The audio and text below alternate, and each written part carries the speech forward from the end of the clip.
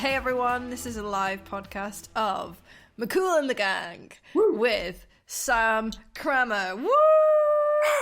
An awesome producer and musician and songwriter I have worked with and I know from life. From life in general. How you doing? Good, very good. Yeah, well, we met in Nashville, didn't we, of all places? We did meet in Nashville. I was going to bring this up. Yeah. The notorious Nashville. It was amazing. What a week that was. You know what? I came home and I think I had like post-traumatic syndrome. I had the blues for a long time after that trip. Like, seriously, it was just something about it that was just... I don't know, it was my first time in the States, like, officially. I think I'd been to Puerto Rico before, but never, like, America. Oh, really? That was your first trip? Oh, my God. Yeah, exactly. So from there, I went to New York as well. So it was just, like, everything just went on for, like, 2 or 3 weeks. It was just amazing. And, yeah, no, that was just such a... I made friends for life on that trip. Not you, obviously, but some of the other people that I still talk to. I knew you were going to say that. Oh, it was so good. I had to sleep for like 2 days because I was knackered. So, writing all day and then you get no time in between because you're straight out and then it's like, let's just drink all night. And then you've got to get up at like 8 a.m. the next day. Oh, my Lord. Or sometimes you don't get up the next morning. Or sometimes you don't. And you don't turn up and you're about an hour or two late and you miss the whole morning. Was that you? Yeah. I don't remember that. What an amazing week, though. Just for anyone who's just like, what are you talking about? A writing camp is where they put like 3 of you in a room each day. It's like different 3 and you write a song. So me and you were with Corey, who's an American writer. Yeah. That day. But now, like, he submitted our song to, like, loads of Christmas films. Yeah, yeah. So hopefully that'll get used in, like, a Hallmark Christmas film or something. He's a demon with the cuts and stuff. He knows what he's doing. Yeah. It's like, dum, dum, dum, dum, dum, take these, yeah. Come on, Corey. Because that's when you were in the little cupboard, wasn't it? Yes. And there's I've still got that picture of you just like... What was I recording vocals in there? Yeah, and we had the microphone the wrong way around for about... an hour. But I remember it being like, this is not the guys. Sounds really roomy. It's really weird. What's up with that? Yeah. I can hear Corey breathing. Yeah, exactly. It was...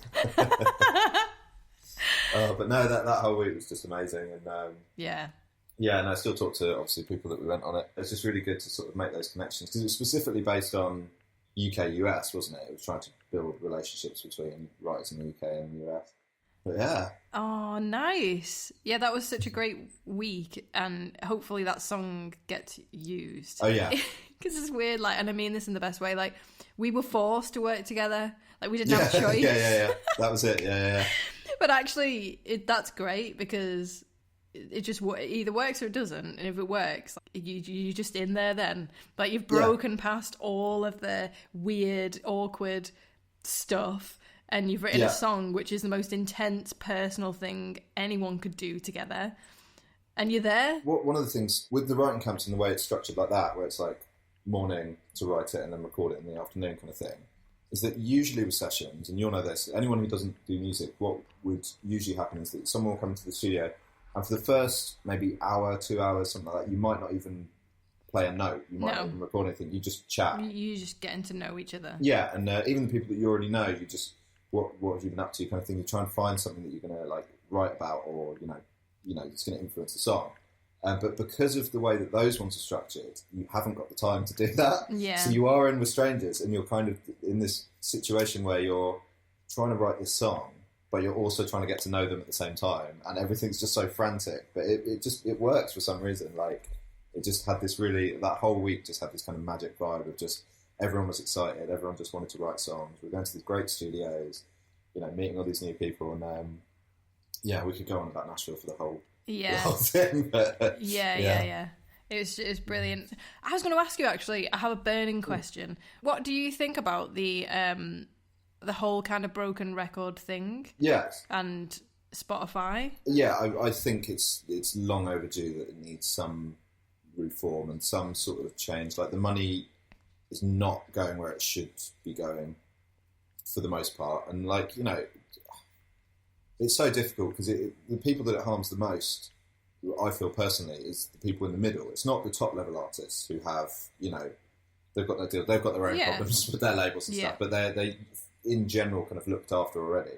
Yeah. And then you've got the very, very low level artists who are just trying to break through, and they can get their songs distributed worldwide for like 20 quid. So that like they're not really at the point where they're relying on it as an income stream yet.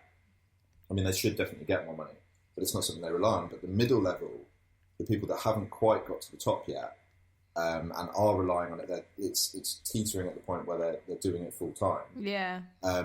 They definitely, you know, like it's a big problem for them because they can't quite dive all the way in because they're not getting paid enough by Spotify. Well, it's weird, isn't it? Because it's a new system, like, but the old way of doing it, where the people who get the most money from streaming is, you know, the labels and whoever owns the master, which is the old way. Yeah, and people want to support creatives, and you know, people love music, and it's a sad thought that they don't necessarily know that most of the income generated goes to some suit who has probably paid for the recording, but the recording wouldn't exist without people like us, you know? Yeah, and I think there's a thing where, like, obviously Spotify when it first came about, and you had Napster and you had all these different like services or whatever, it did take a long time for people to embrace it. Like, it was the whole thing of like, no, you can't do this because we need to still sell CDs. Like, it's not going to happen. And there were so many back and forth, like, lawsuits. You remember, like, the Metallica thing, they really kicked off. And there were other bands that embraced it, who were like, yeah, cool. Yeah. Have our music for free. We'll make our income from other streams. But that's when, as soon as it got serious, as soon as it got to, like, the level where labels were like, we're just going to have to embrace this. Spotify's going to happen whether you like it or not. Then that was when the labels started doing way more deals that took way more of everything else. So like live 360 merch. deals. Yeah, 360 deals that would just be like, yeah, okay, we're not making as much money from the actual sale of music now, so we're going to take it. Like, those deals have happened since probably the birth of labels in general, but they've started happening a lot more where at all levels people are kind of getting more, well, you know, taking more from the artist's pockets, which is, yeah, it's just the whole system is very... The people actually creating the art are not getting anywhere near as much as they should. Yeah, I think Spotify as a model is really cool, and I don't think it should be removed or anything like that. But no. There's a lot of people slinging crap at everyone else, but actually the issue probably is with their own profit margins and what they are actually prepared to pay for the overall stream. Yeah. So... you know, why can't the share for the master holder be the same, but then the songwriter share increased?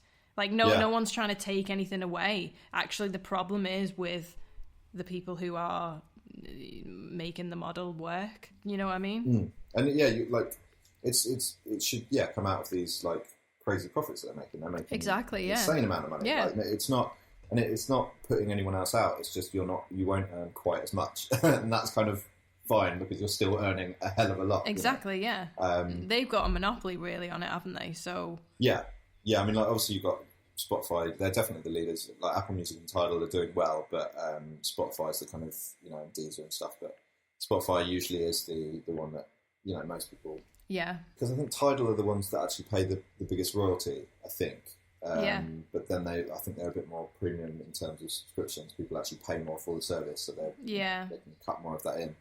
But no, I definitely think some sort of reform and change in the way it works is very long overdue. Very apt just after PRS Day as well, and seeing the statement, you're like, okay, it would have been nice if I got a bit more. For me, like, I self-released my last album, and like that was great because I was a master holder and I wrote all the songs, so that worked for me. Yeah, absolutely. But you know, for anyone on an independent label, who's kind of at my level or around my level, like that wouldn't work for them, you know? Yeah, I mean, we're looking for the Future Humans thing. So obviously it started as Future Humans was kind of me as a producer, but it's now a band. It's, we're looking more at distribution deals, kind of things at the moment, rather than full label deals.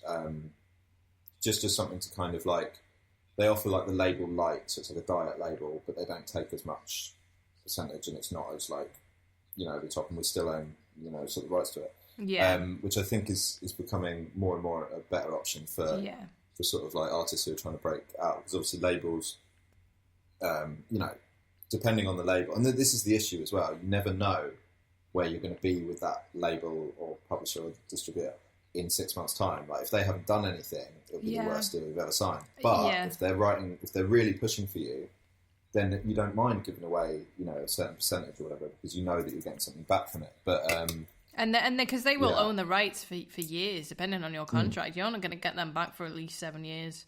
Yeah, I mean that's one of the things that we've been looking at as well. It's like, just making sure that the terms are reasonable and that we're not going to be stuck in this thing. And like there's always the thing of just like, look, we want to do our main thing with whoever we kind of approach is like, we're happy to do a deal where everyone's happy, but we're going to do it in a way with options. So like in 3 years or 5 years or whatever, if you've done well, of course, like if you're doing a good job, we'll stay with you. Like, and if you know that you're going to do a good job, you should have no issue signing a lesser term with an option to extend it. Do you know what I mean? Because if like the only reason they would want you in for a very long time with no option to get out is, because they might not. Well, I suppose you could jump ship. Yeah. But it's always the danger, and especially if you're coming into the industry and you don't know really anything, you can get a bit blinded by the likes. No, a label wants to sign me and stuff, and you get all excited. And it's like, yeah, but you've really got to think about it, because like in 2 years' time, where are you going to be? Are you going to be happy with them still, or are you going to be dying to get out of the deal? Like. The one thing that really surprised me when I signed my first record deal, there was a clause in it that said about like master rights, which is whoever owns the actual recording, that's like the master rights holder. So the definition of master is any recording of that song, even if you've recorded it yourself. So that's more like owning the song, though, because if I can't go and re-record my song, then you own my song. That's strange. That's kind of like the melding of like publishing and master rights, which should, in my opinion, always be kept separate. And that makes it really difficult. Yeah, some of them do put funny things in. Well, that's like a really comprehensive thing. Like the definition of master means any recording of the song. Yeah. Which is I was like, what? I don't even know how they'd enforce that. Like, imagine someone covers it and they record it and they're like, right, we own your master now. They'd be like... Oh, no, not a cover, sorry, the artist. Oh, so if the artist... Oh, I see what you mean, yeah sorry. It's like, if you want to re-record, not of anyone else, like, that's fine. Yeah. That's what surprised me. Because I think there's so many artists who have signed deals and it's not worked out, and they haven't even released anything. That's the saddest thing. Like being signed for like 3-5 years and then not even anywhere close to releasing it. They can't then go and re-record it, even if they pay for it themselves. Like, that's not right. One of the biggest things is, I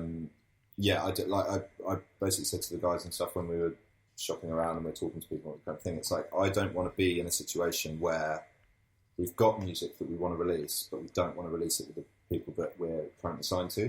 But that for me is like nightmare. Like, you know that you've got stuff, but you just have to wait. Like either write it and not tell them about it until you're out of the deal. And I've heard of so many people that do it, especially like the bigger the bigger labels and stuff. People will sign to a huge label and have all this music, and they just don't want to release it with that label, or the label just won't release it because they won't give the budget. Yeah. I've heard stories of without naming names, people that have signed like really, really big deals, and they'll put out one single or one EP or even an album. They'll put it out and it won't do as well as the label was expecting it to, and that's it. Yeah. The label just goes boom, and they won't drop you because they don't want you to go elsewhere with stuff. They'll just keep you on the books, and you can't release anything because there's no budget behind it, and you have to get everything approved. And it's awful what it can do, especially young artists as well. Yeah, really, that's like your life they're taking away in effect. Like, yeah, and so like some people literally do. They just wait. They'll just wait 5 years, and then they'll come back. And it's like that's 5 years of it happens, especially as I say with young artists, like that they're trying to more and more try and sign them earlier. Yeah. It becomes a real issue. Yeah. It was interesting because I got the Help Musicians funding for my album, which is dead exciting. But amazing. Yeah. What they're offering now as well is like a couple of sessions, like industry sessions with like professionals. Okay. And I did one the other day on like music, the bit between you and the business. And that was really good. And because I've always had this issue of, and I'm sure a lot of creative people do have this, like separating your own actual personal identity from you as a music creator. I found that really difficult because when you, I'm sure you agree, like when you're a musician or you work in music, everything you do is for that in a way. And it's a beautiful thing. Like, what a wonderful way to live your life. But as well, it's there's a lot of like mental health issues, and people just, when it doesn't work musically, people feel like their life has just no meaning anymore. Oh, there's that whole thing of like, you're only as good as the last song you wrote and all this. And it's just so difficult. Like, because it does, you sort of flail about, and you will get into like times where you're not writing that much good stuff, and it can really affect every aspect of your life. If you feel like you're kind of like not, writing to your best ability, that can really put you on a downer. And I think it's the thing with mental health for people in that situation is it's scary, and I can't imagine being I don't know if you've seen that video of Billie Eilish, and they did the Year Apart interview. I have seen that, and like that, it was just so, I can't imagine being that age and going through that kind of thing. Like, all respect to her, and any artist of that age that's going through that kind of thing. I can't imagine it. It's like so much pressure and so much money, and you've got to deliver, and it's all hinging on how good you are as an artist. But like, so I mean, I found it a little bit easier with like the Future Humans thing, since being kind of a band. We've got this kind of thing that we used to say is that like everything just feeds the beast. So it's kind of, you can separate it a bit more in that you're all contributing to this one thing. But when it is just you, like that's it. It is just you. Like it's really hard to separate yourself from that. And like, I am the product, or I'm creating the product, and I am me, the person. But also that you're just one human being too. Like with your own interests separate from the music. Like, that's the hardest thing for me. Like, who am I when the music is taken away? That's a scary thing. I always compare this stuff to this comedian, Stewart Lee, if you know him. Yes. He's, like, obviously on stage. He's got cool shoes. Yeah. I didn't know that. I've never looked at his shoes. Well, I saw him in I went to Edinburgh Fringe Festival one year, and he was stood here. And I was looking at his shoes like, your shoes are so sick. Yeah. But he does this thing where his on-stage persona is like essentially just an exaggerated version of him. Yeah.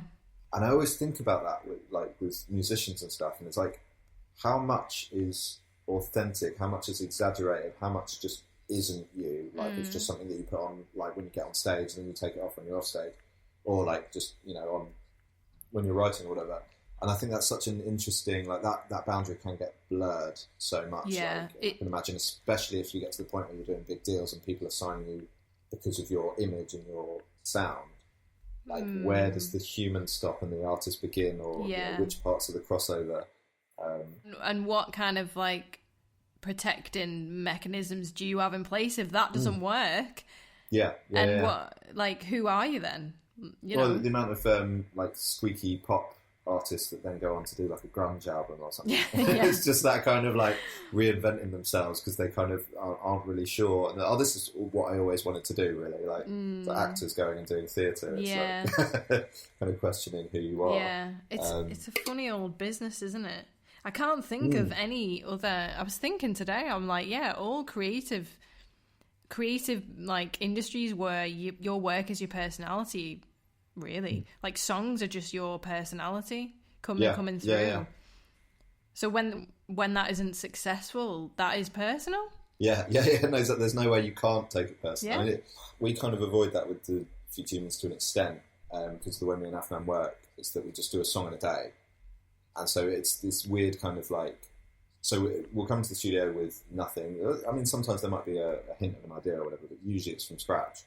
And then we've done that song. By the end of that evening, we've got something bounced out and ready, and that's our song. Yeah. And to an extent that you get less attached to it because you just did it in one day. Yeah.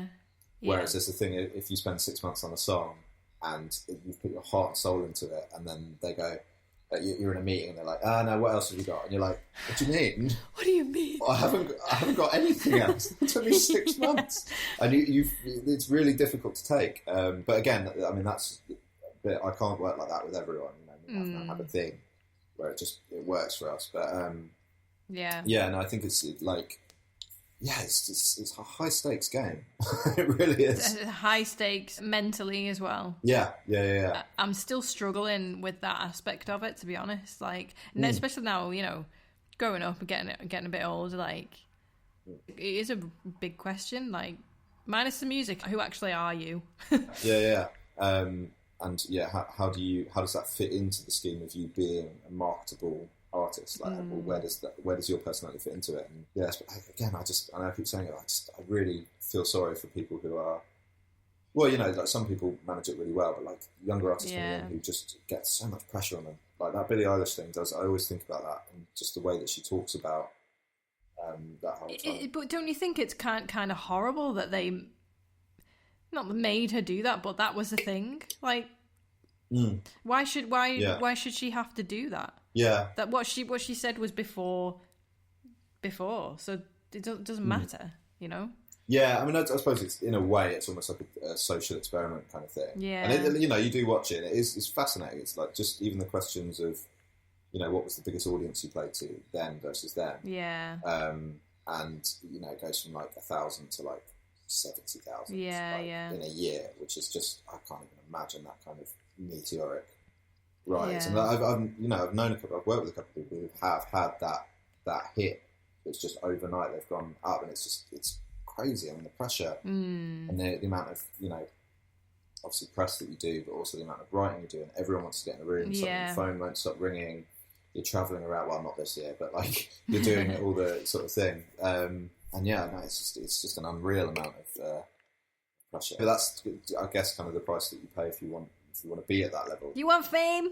Fame costs. Yeah, exactly. Yeah, that's it. But it really does, and it's an unnecessary cost. Oh, man, I don't know how I feel about that Billie Eilish thing, because really, even if it is a social experiment, what a horrible thing to have to go through, like, and for people to see that as well, like, you know. Her whole thing, I think it's played like a kind of a bittersweet thing. So there are a lot of things that she's celebrating in it, and it, like, when you watch it, it has got this music in the background, and it does kind of pull at your heartstrings a bit. But when you actually think about, you think, actually, no, a lot of this is very positive. Yeah, okay. Like, and she looks back on the year before and going like, oh, you know, she had no idea what was coming, like, over this next year and stuff.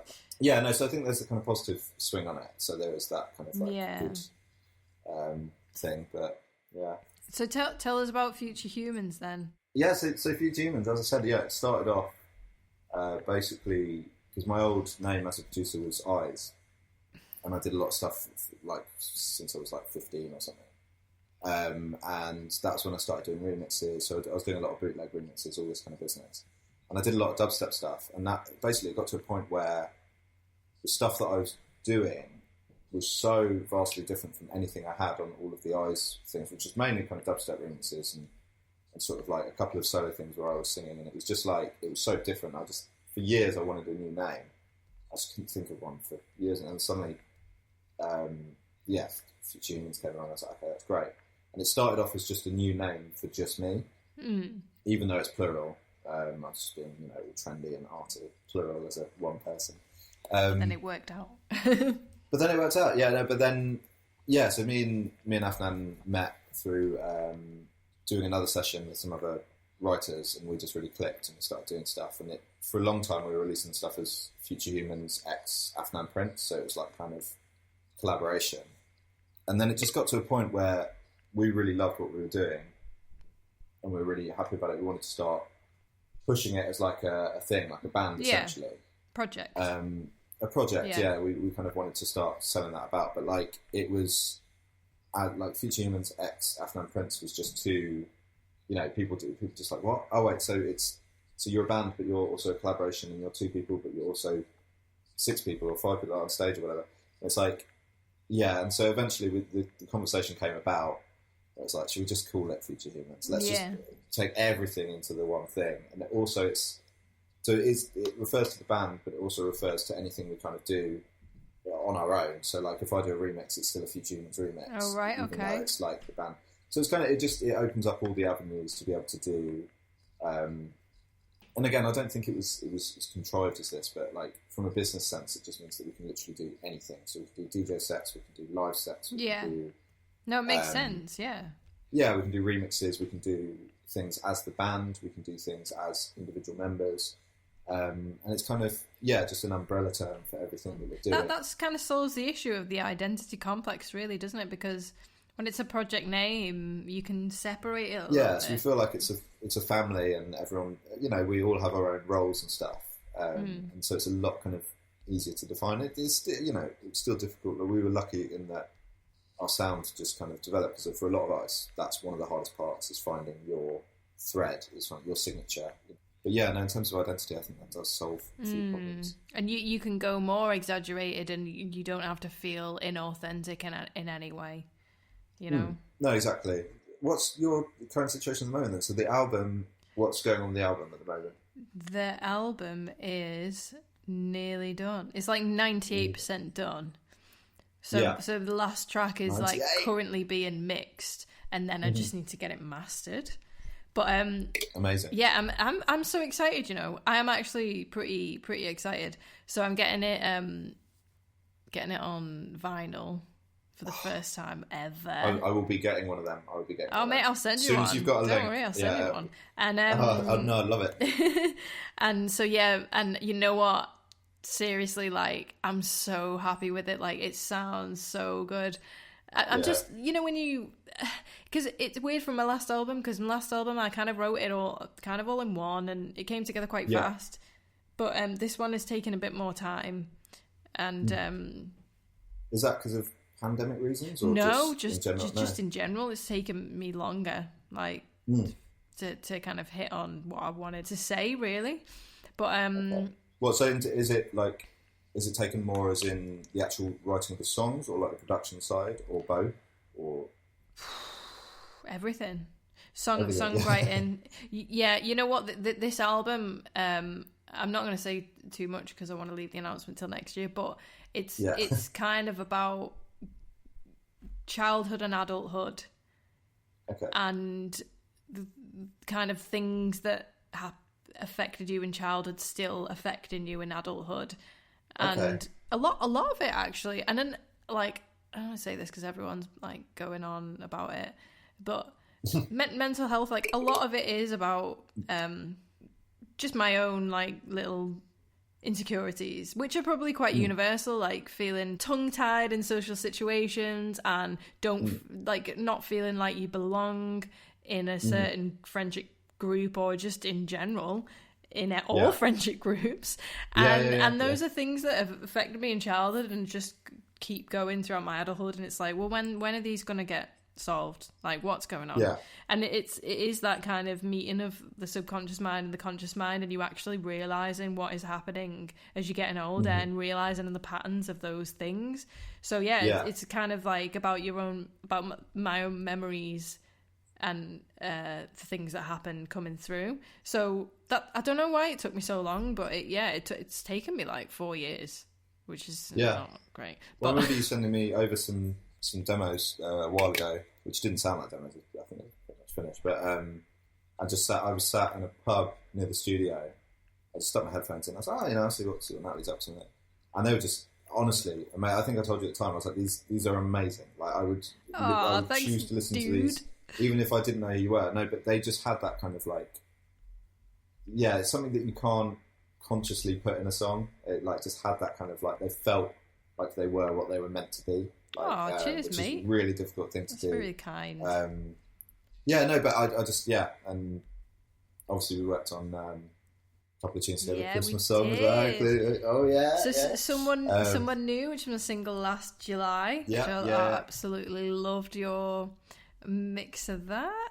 Yeah, Someone New as well. Like, because that was one that you played me at Nashville. You played the demo. I did. I need to be involved in this somehow. Oh God, yeah! I played you my demo when I just recorded it. Yeah, and I was like, no, right, okay, I need to be involved in it. You must have like, babe, let me. It was pretty much there. Just all the sounds, like I just heard it, and it's again one of those songs that you hear, like, and you just know. Again, like, it sounded like what it was meant to sound like. That was what it was meant to be, and just that's tidying good. up little bits and EQs or whatever is thing. Anyone can do that. That's kind of like a methodical process that you go through. But to get that vibe of that song is just, that's the most difficult part. And it's like, when I heard that, I felt like that was a finished song. Like, you could have released it as it was, and it still would have. Oh wow, that makes me feel great, because that was my demo that I did. You know what though? I've been slowly producing my own stuff. Like there's 2 tracks on the. No wait, there's 2 tracks on the album that I recorded, mixed, and produced. Amazing. Everything. Yeah. I think that's such a. I'm dead proud of myself. Yeah, not all artists. I know a lot of artists this year have decided they're going to try production and have a go with their laptop or whatever. And some artists don't really enjoy it. They just want someone else to be able to do all the finicky bits or whatever.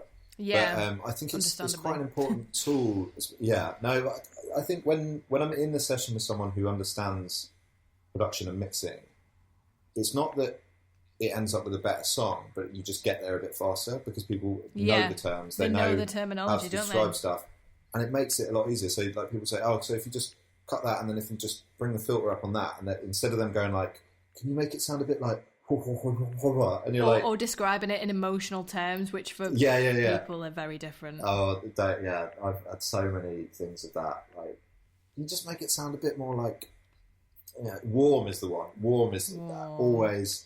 They're so they're different for everyone. 10 everyone. different things that warm can mean. Yeah. Like, in a production sense, is it saturation? EQ, you know what? I do get like I quite like hearing emotional responses, like my masters nowadays. Like if I get a single mastered, I'll send it, or like even a mix. Like I'll send it to a few different people who I trust and who aren't musicians and don't know the terminology, and whichever one they prefer, that's what you go with, because they're having an emotional response. And it's more about the energy and the song and the way it makes them feel. So the singles that we got out so far is Future Humans, so I'm Not in Love and Saltburn, and we got a few others, but those are the first 2 that we put out. Absolute bangers. Thank you.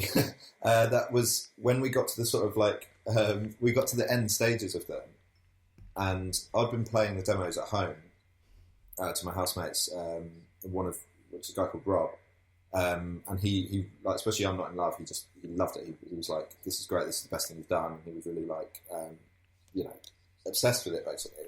Not in a blow my hand, this is relevant to the story. It's not me going, my friend loves my music, it's actually. Fine, he thinks blow it's great, your trumpet, dude. But but I recognised that he was obviously passionate about that song. So from that point on, it made it my mission to make sure that he knows that it's the best that song can be. So for when we finished mixing it, literally had a session with him. The last mixing session, I brought him into the studio, wheeled him in like a guinea pig. But no, I was just like, Rob, right, okay, listen to this now and tell me what you think about it. And he was like, no, the chorus, in that first version you did, the chorus was just more like that. And I was like, okay, cool, right, let's try and work to that. And he had that kind of like non-musical thing, which is, I love having that at least part of the process, but starting a song with someone that hasn't got any music thing is a bit more difficult.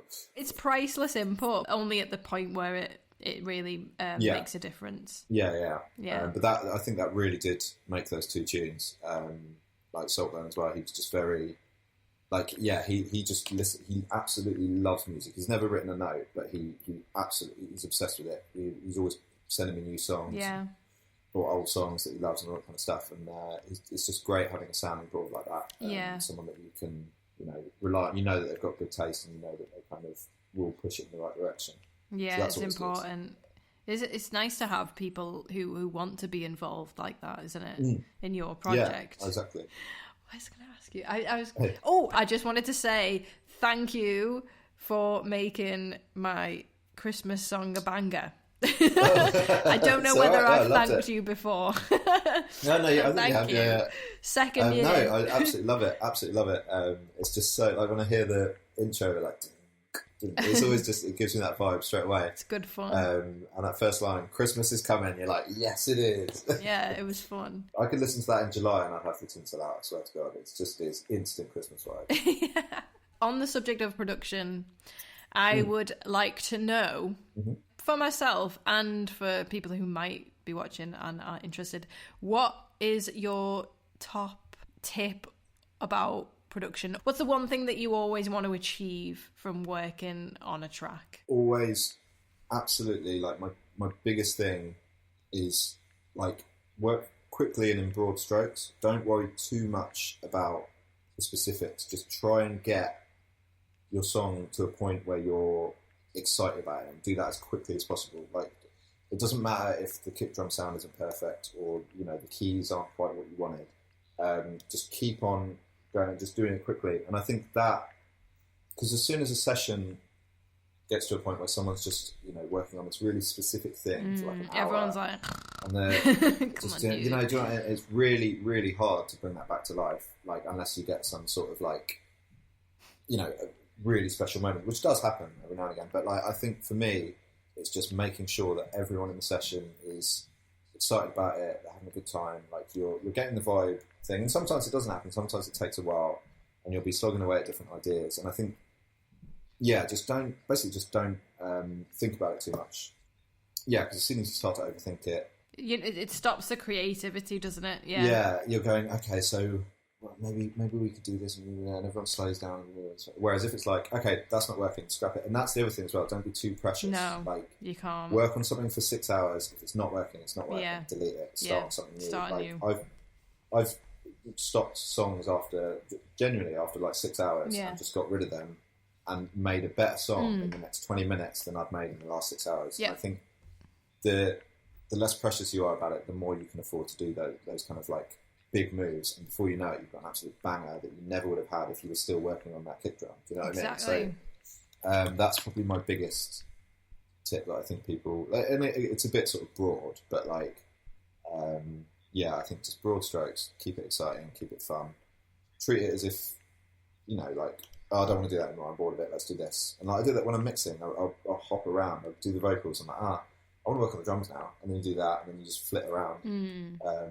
I find that is just like, that translates. Sam, there's so much more that I could talk about. Like, this is I was going to say, it doesn't overdue. feel like it's been an hour. Yeah, we need when this is all over, we need to just have a nice beer somewhere when I'm next in London. And thank you so much for coming on, McCool and the Gang. It was wicked. No, of course, absolutely. It's an honour to be on it, genuinely. I hope you have a really lovely Christmas and a Happy New Year. You too, yeah. Have a Merry Christmas, Happy New Year. Yeah, eat everything and drink all the wine, as I am going to do. Exactly. Alrighty. Bye. Thanks so much for listening, and don't forget to subscribe and follow to this podcast. I'm Natalie McCool, and you can find me and my music on Facebook, Twitter, Instagram, YouTube, and also on my website, nataliemccool.co.uk. Thanks! And I'm a magnet too.